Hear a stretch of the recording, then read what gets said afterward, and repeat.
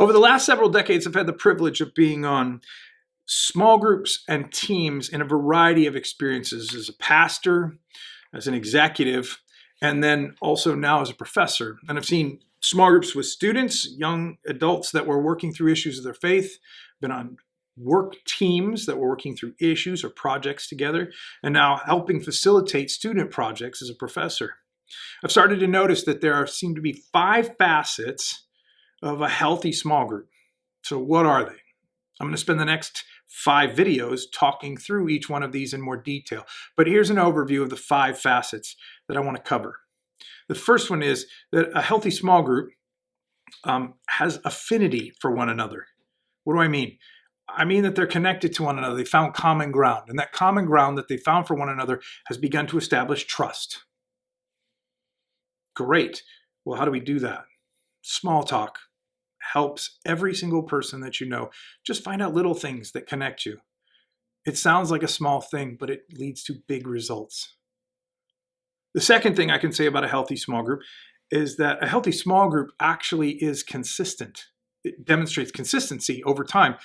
And I mean consistency not only in that the people show up, which is really important that people attend and engage, but really that second part is probably more important, that they're actually engaging.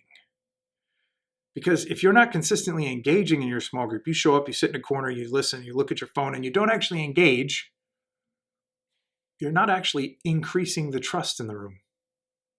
In fact, often you're being isolated and you're creating a sense of distrust even among the people that aren't isolating you. The third thing about a healthy small group that I can say honestly about a healthy small group is that it demonstrates transparency.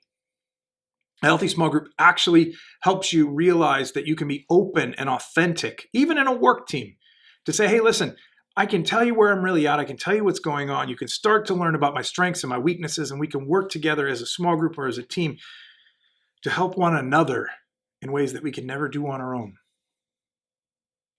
Fourth thing is that small groups, healthy small groups, demonstrate empathy to the people in the room. They care about those people, even work teams.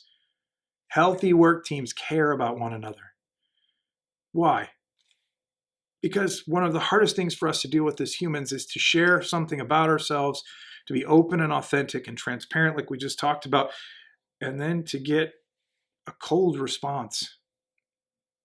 We long for people to care about us, and a healthy small group shows empathy to one another.